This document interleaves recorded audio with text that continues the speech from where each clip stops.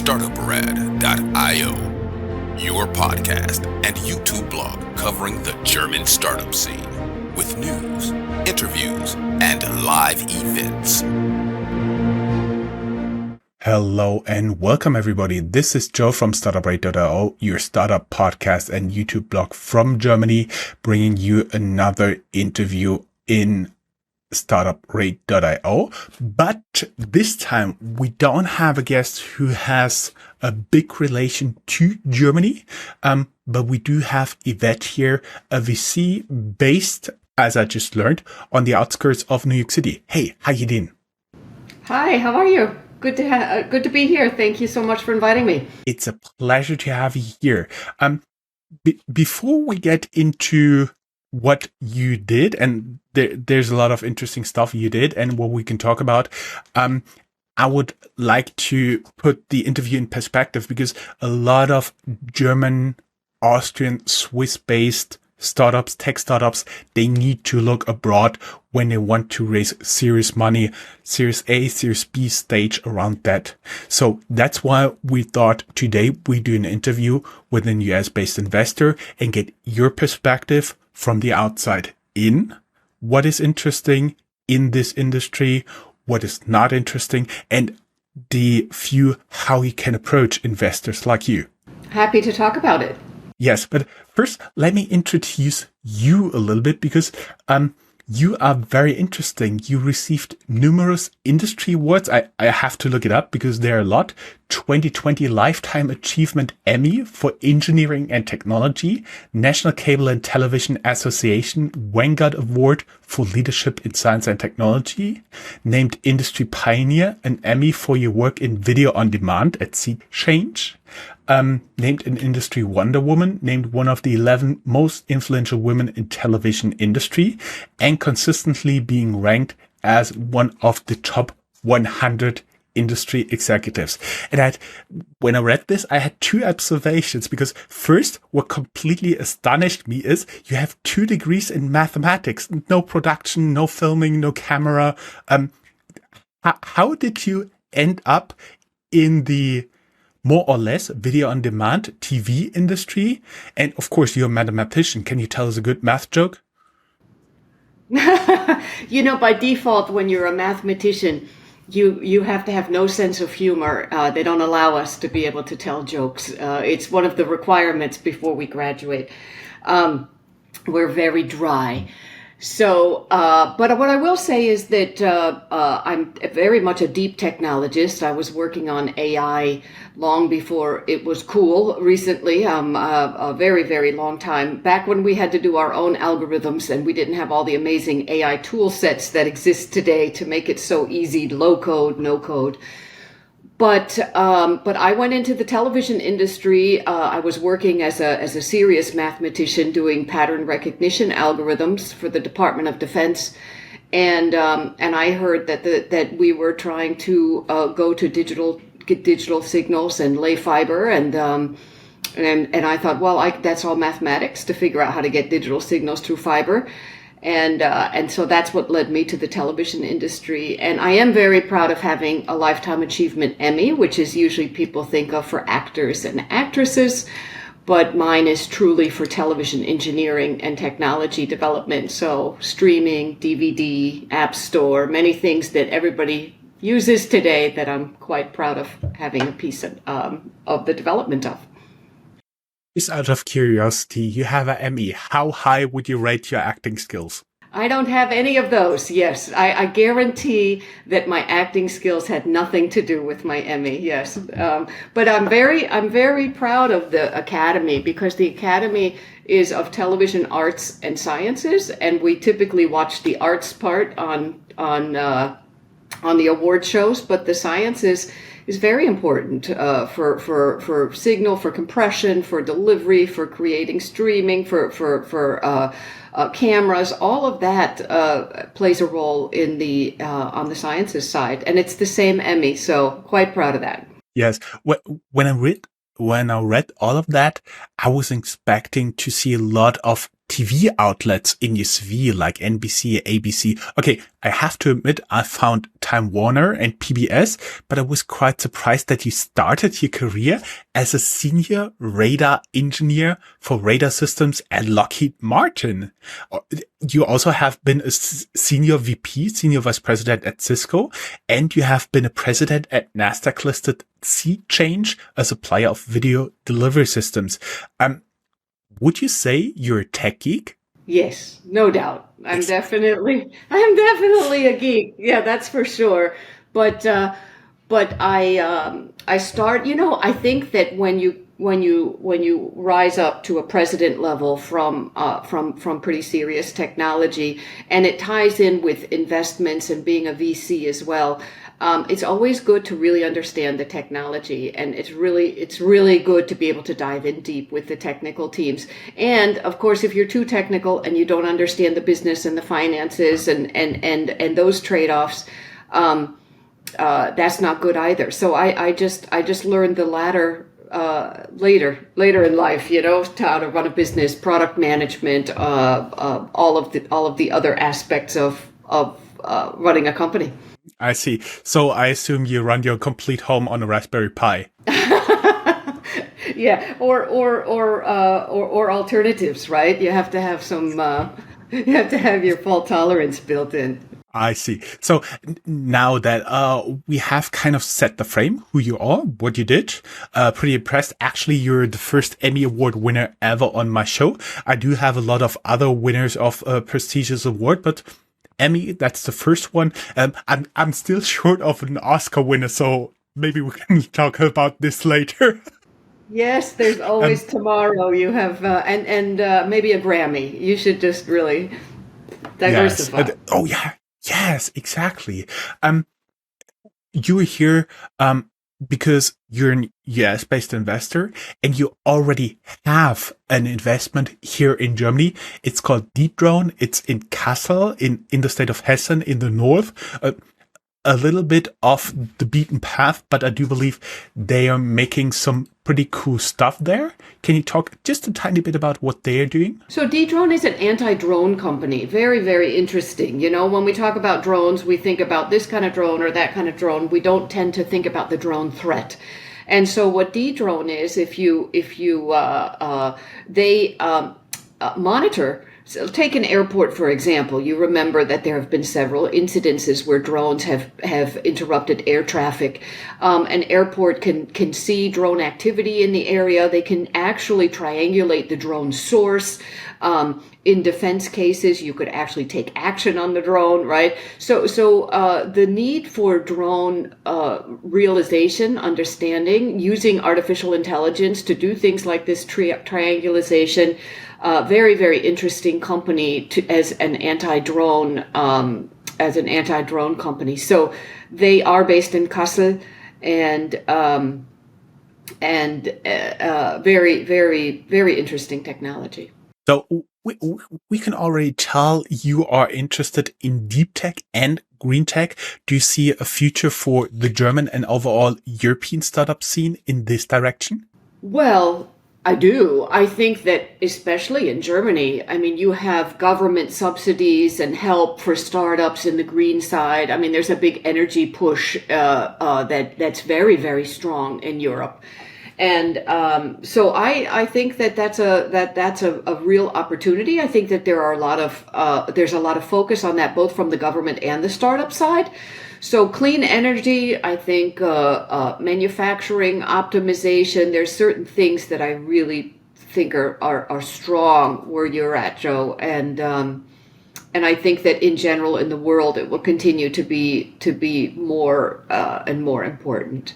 And maybe a mix too. Let's be honest, right? Maybe it's also optimizing or automating or making more efficient and green energy. I think that mix is also valuable. I see.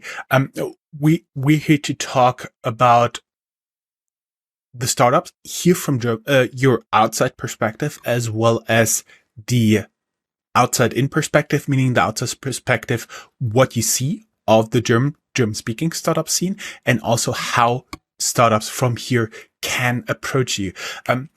What are some interesting trends you see, you kind of have an eye on if we talk about Germany or the broader area here in terms of startups? We already talked about drone defense.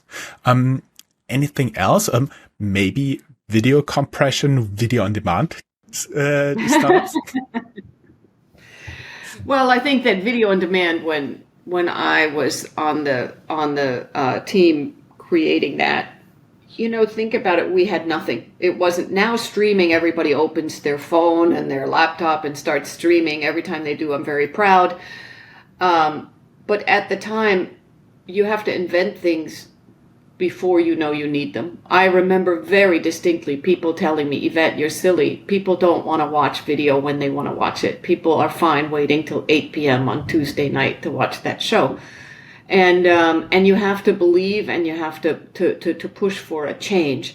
So, and I'll talk about it in a minute, Joe, because it does matter. Creating a better compression to get just a tiny bit better signal is very less disruptive than changing an industry and changing the way that we watch content, right? So that disruption becomes more important. Today, people are looking for something big disruptive as opposed to moving an inch to a better product that was disrupted yesterday. So the example you brought up is a good example, but we could come up with thousands, right? Which is, are you really disrupting a market? And you asked me about Germany. So I think that, things I think about with Germany, love Germany, by the way. Fun fact, I was raised in Germany. And clean energy, I think, that you already brought up, I think very strong in manufacturing. Matter of fact, Germany, the country, very strong in manufacturing and on the industrial side. I think of Germany strong in fintech. There have been a lot of fintech focus and successes. And I think health also. I mean, as a United States based just person, I would say BioNTech, right? Everybody knows what happened there some years ago. So it's on the radar of people in general. But I wouldn't say that your Silicon Alley is yet as known as the Silicon Valley, right? So. So that at a high level in terms of, what the other thing I think of, consumer goods. You do a lot on the consumer delivery and optimization and even healthcare delivery. You've had some successes there too. Mm-hmm. Yes. Interesting perspective. You said, But Joe, you have to tell me, you can't ask me the perspective without commenting. Do you disagree? If you disagree with me, I'd love to know. No, I actually would completely agree. BioNTech actually is not too far away here in the city of Mainz, and they're using the tax proceeds to really build a biotech hub. And we already had two of the companies there already established in the interview. One of them is already listed on NASDAQ, and the other one is very early stage. A very smart lady. She's a professor at the University of Mainz, and she is working on a technology to make it easier to transplant organs, to transplant stem cells. In order to therapy leukemia, for example, but she's still waiting for her first patient at the stage of the interview. But there's a lot of activity going on, and I do believe that is something that doesn't always grab the headline attention, but it's something we do, except for appearing on Startup.io. How would a startup get your attention? Well, you just answered. It's you, Joe. But I think it's a really good question because I think creating that interconnection is magical, and it's the right question to ask because startups want to know who do I go pitch, right? I have my pitch deck. How can I get in front of more people? And to your question of, looking at the US VC market, how can I especially get into US VCs, right? And VCs are bombarded with everybody, right? You're always getting an email with somebody's pitch deck or a one pager, right? And it's just impossible to keep up with all the people that email me and say, read this, read this, read this. So I think that the magic, I'm going to give you the answer in a different form, which is instead of just trying to crowdsource or trying to just say, I'm throwing it out there and seeing what will stick, it's creating meaningful relationships. It's the same as your customer base. How do I find customers? I have a great product. Why won't everybody buy it? Because you have to create meaningful relationships. And so you should look at your VC community the way that you look at your sales community. It's a network. It's something that you invest in long term. It's something you invest in before you need funding. Funding is hard. It's become more and more difficult in the US as well as Germany. Worldwide, it's been a very difficult last year. And so being at all of being at the events, it's not something about where can I send my deck to or how can I get the right introduction when I need it. It's about creating long-term relationships with VCs at VC events, being in the communities. I think that take Germany, for example, and I'll take a couple of companies that I'm close with, like Siemens, right? And Siemens is very caring about the startup community, and they reach out to the startup community. But go one step further, have relationships with your companies. By the way, many companies have VC arms, right? They do here, right? And they do there. So it's not just investing in them. It's networking beyond them with several companies and then extending that into the U.S. market, into the VCs in the U.S. Most people just look at it at a very tactical way. You have to look at this strategic, and you have to grow that network. It takes time, effort, and it's worth it. Kind of the bottom line that I see, it's easier to get a first meeting in person at an event with you or one of your colleagues, than just sending out like a gazillion of emails, because personal experience, there is not a lot of people who would reply to those emails. I think that I agree. Everything you said is exactly my point. But why do so many send the emails and go that route? I get so many a day, and Joe, you have to know what I'm talking about. I'm sure you see the same, right? It is the easiest way. I do something once, I put it into mail bombardment. But many of these VC events, and again, go start with the German one, right? Because the German ones can expand. People know people. You have one person there, you'll get invited to one in the US. And I think that if you start that cycle and you understand how to network, many of these include speed dating, is what we call it in the US, right? Where you get 15 minutes with the startup and you actually take the time to say, I'm doing 15 minutes, 15 minutes, 15 minutes, 15 minutes. Practice a really tight pitch that's 15 minutes and see if you get that follow-up. And those kind of events are magical and much, much better. And even if you don't get invited to one of the 15-minute sessions, be there at the dinners, be there for the discussions. Again, it's a long-term investment, and everybody knows everybody. It's a small community, so that networking is very worthwhile. First, a little geeky detail here. I know speed dating works not only for online dating. Actually, I do have a friend who's a very geeky computer scientist. We gave him a birthday present to go for speed dating. Somebody had to watch him. That was me, and I actually met my wife there. Oh my goodness. Congratulations on that too. Well, this would be VC startup speed dating, and let's assume it's the same. Exactly. But for me personally, it would be also interesting to find the right events, because as we talked about the emails, like there are a million emails, there are a million events. How would I find the right ones, the interesting ones? Right, and so I have my favorite. You have your favorite, which we won't share. But I think that you have to get into the right area first, right? It's the same as networking. It's the same as sales. You get as close as you can, and you leverage that network to get to the next step. So I would say, let's say, for example, you're very tight with a good venture group in Germany. You start with that venture group and go to those events, and you really look at the attendee list and you see who's there that's in the group that you'd like to be invited to. And then you go talk to those people and see if you can get invited to that group the next time. Let's say you're not in that venture circle in Germany, but let's say you have a good customer circle. Ask to be introduced to your customers' venture arms and go to their events, right? Because they have the right people.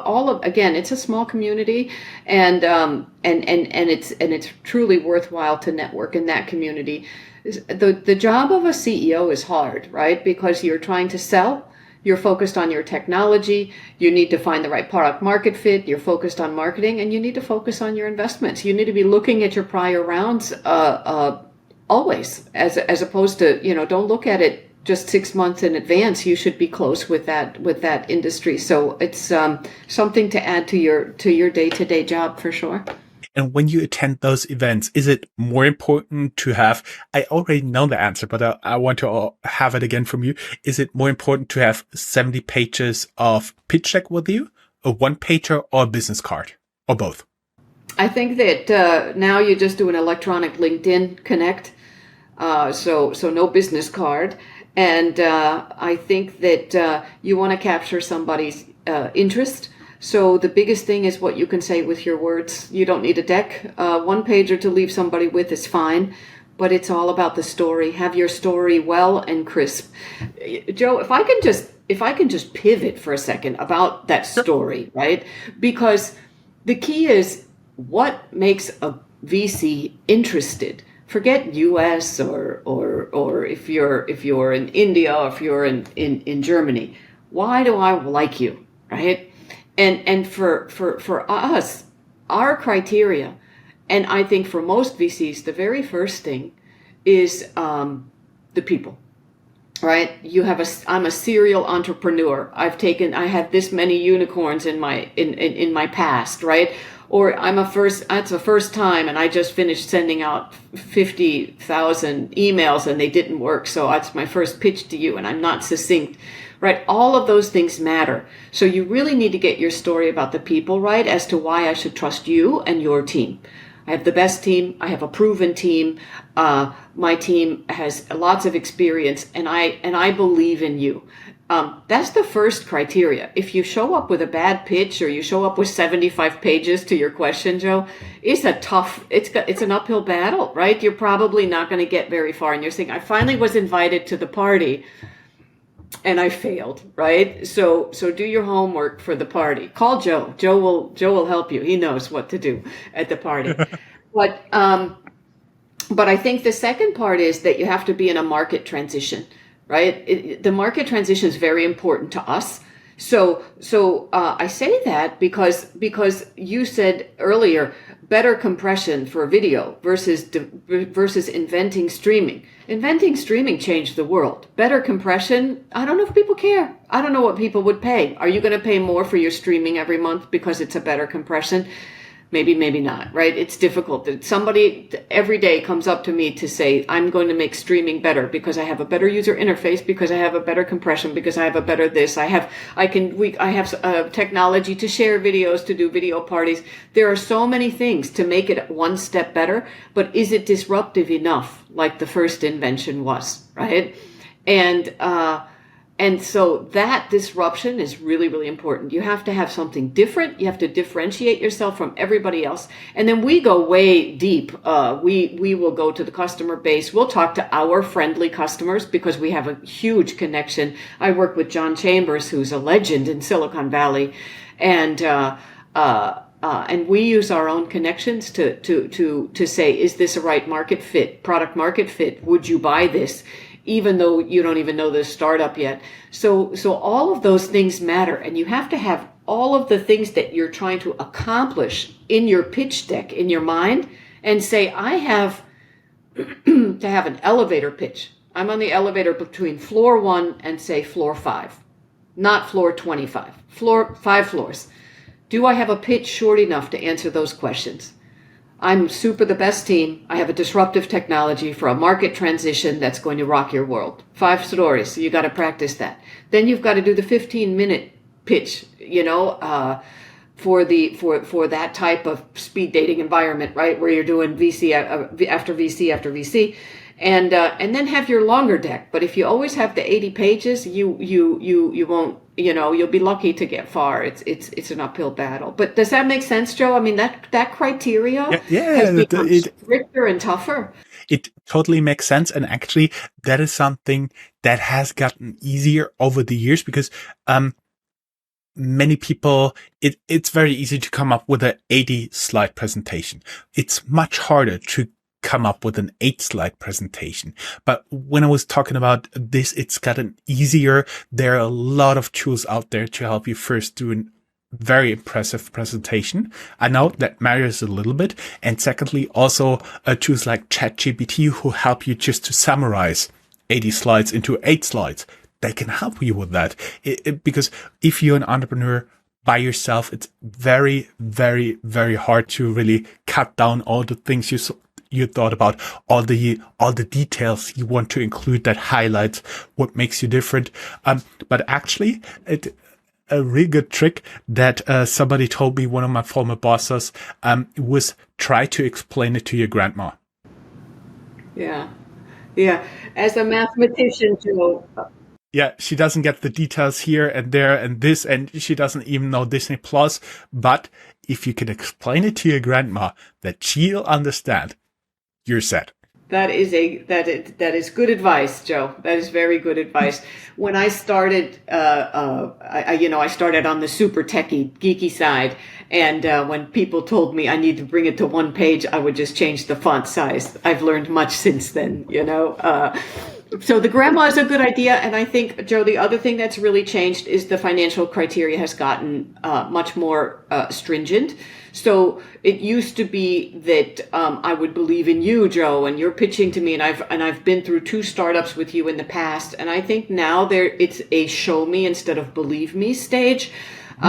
It's gotten worse over the last 24 months. You have to show me your growth. You have to show me your growth in much more stringent time periods. You have to show me a much more aggressive growth. People would like to see I think that VCs in general are right? The growth is different for different size of revenue, but again that criteria gets stricter and stricter, and so I think really focusing on the financials in addition to the grandmother stories is very important, because a lot of pitches to me focus on how cool my technology is, and then I talk about the money and they say, well, Yvette, you're going to help me with that, and I just think, wow, if you don't have that ready and you don't understand that, that's a big miss, especially on early seed. Mm-hmm.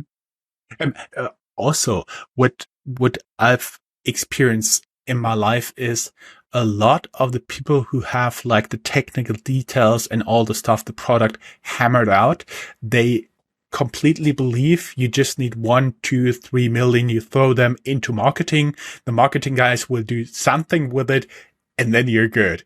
That doesn't work anymore, right? That is so right. You are so right. And which is why I say, think about all the answers before you do your presentation, and make sure that you can give all those answers in the various sizes, extra small, like an elevator pitch, to small, like 15 minutes, to medium and large and extra large. And it's amazing how most of them will be smaller, medium pitches. And you have to capture a VC's interest in that short period of time, because your only goal is the follow-up. Your goal is not to let them understand the detail of slide number 157. It's really just to get the follow-up meeting.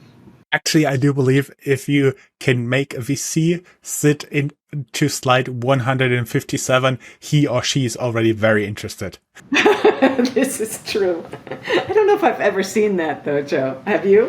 157, that's a lot. You gave me a very, very new way to think about the pitches. So you have XS, it's like the one pager. You have the S pitch, the M pitch, and maybe somewhere there's the XL pitch, but basically you just use it as, in German we would say Sammelsurium, as a collection of slides that you can throw together to make shorter pitches. Yes, that's right. And not just the sizes, but but know what your goal is of the meeting, because many people think I'm looking for that technical depth. I need to get that into your head about how amazing my solution is. And that should not be your goal, right? So when we look at things, I gave you that criteria, the people, the market transition, the just total disruption as to why you're going to be successful, and how am I going to make money, and how long is it going to take, right? So you have to look at it from my perspective and give that and think of that as you create those sized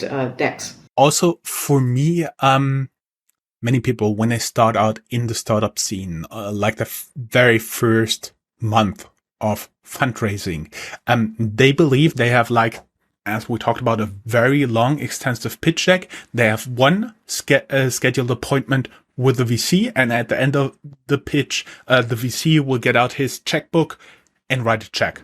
That's not working anymore. How would you say you should be prepared? Because for me personally, I would approach it, get to know them in person, like attend the right events.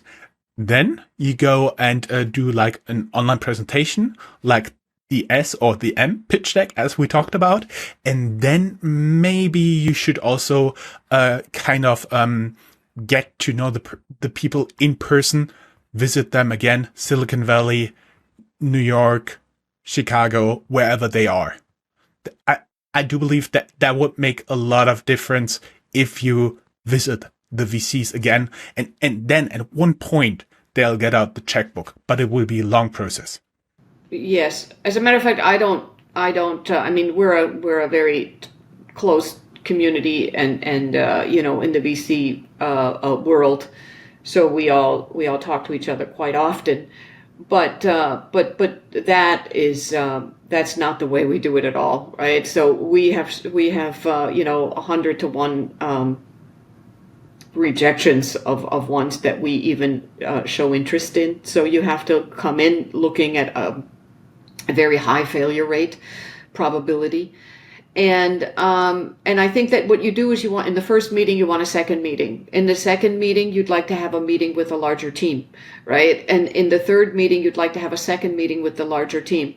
In the next meeting, you'd like to have somebody that falls in love with this technology, product, market disruption, whatever it is that's super exciting about your particular pitch.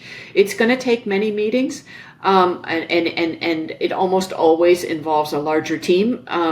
And like I said, from our standpoint, we then want to talk to customers, and then we talk to our own customers that we know are our friends and family, and we'll say, let me introduce you to somebody that we're thinking of investing in, and tell me what's your honest thought about their sales pitch, not the investment pitch. So there's a lot of steps there, Joe. It is not an easy journey. And again, the financial criteria has gotten much stricter. You can't just do yesterday's thing better. I mean, I'm not saying you can't. Of course, any startup can do anything, but we really look for true disruptions in a market transition. It's been a difficult market. And then if you want to go outside of Germany and say, I would like to have that US, you have to do all the same things in the US VC environment. Mm-hmm.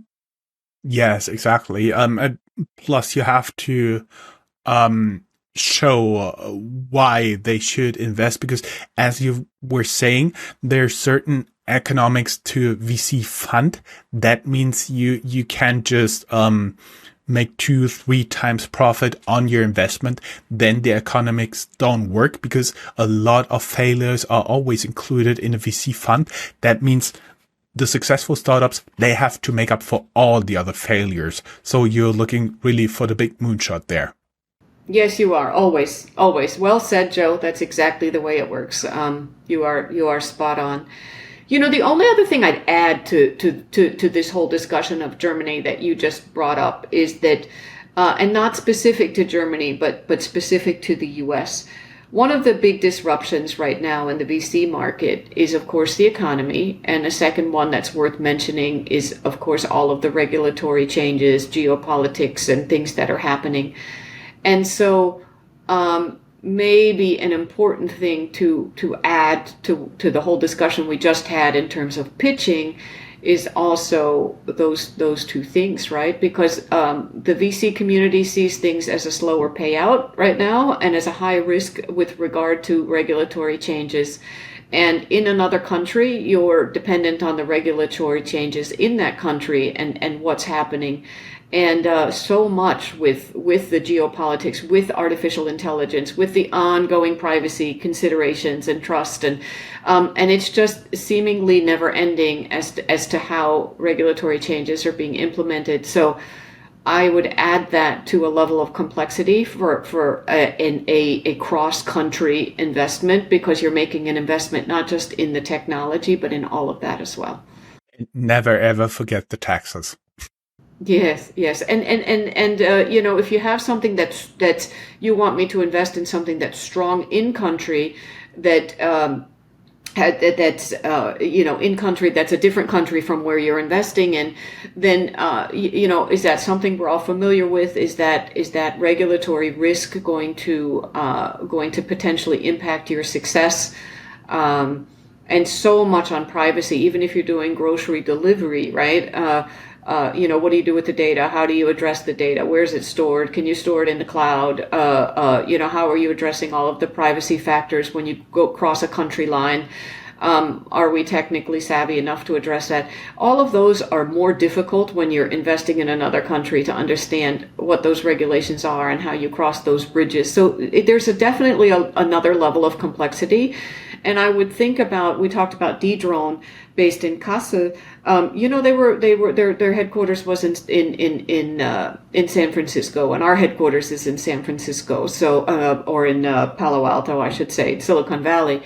And so think about, are you going to have a presence in the U.S. if you're seeking U.S. investments?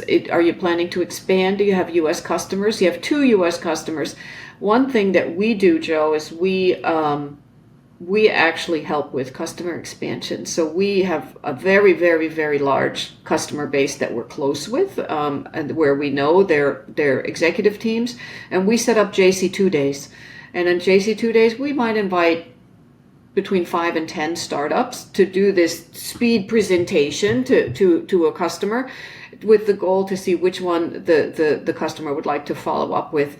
And so we actually help with sales, introductions, so much. But if you're only in country, then that so much of that would not be applicable, right? So how good of a fit are you with the culture of the VC and how they run? Because we take such an active role, and we help with introductions. If you're only in country in Germany, then that would be very limiting.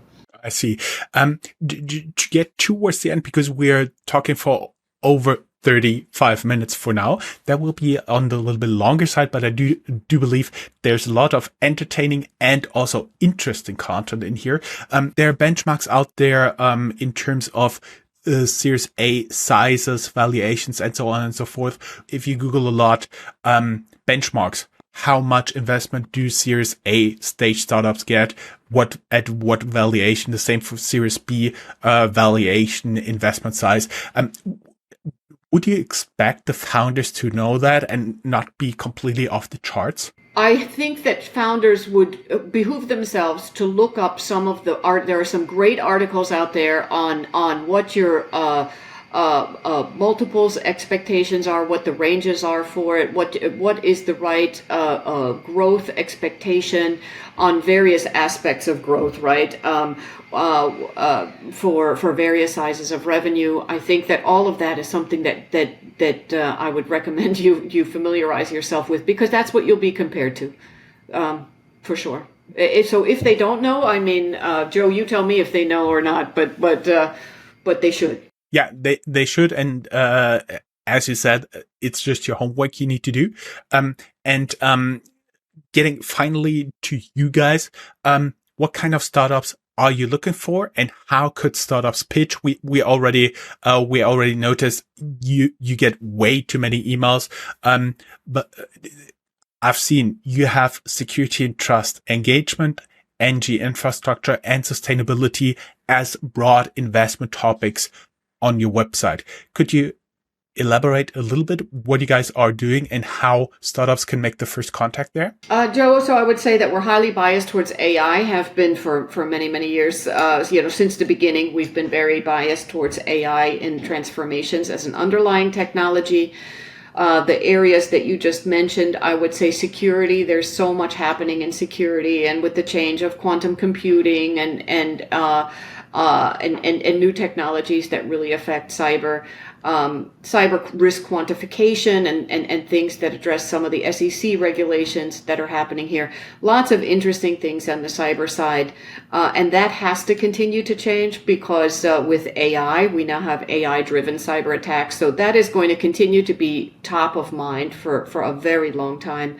So that's one area. The next I would say is AI for customer experience. I think the whole customer experience needs a complete transformation. I think AI is going to drive calls to a call center. Bots are going to become better. They're going to be more speakable as opposed to the IVRs that exist today. Lots of transformation happening in that, which is of big interest.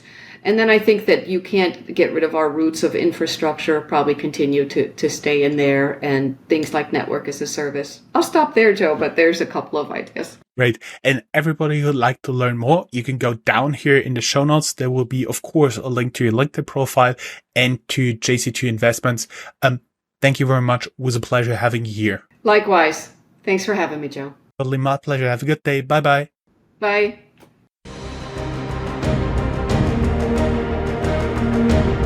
That's all, folks. Find more news, streams, events, and interviews at www.startuprad.io. Remember, sharing is caring.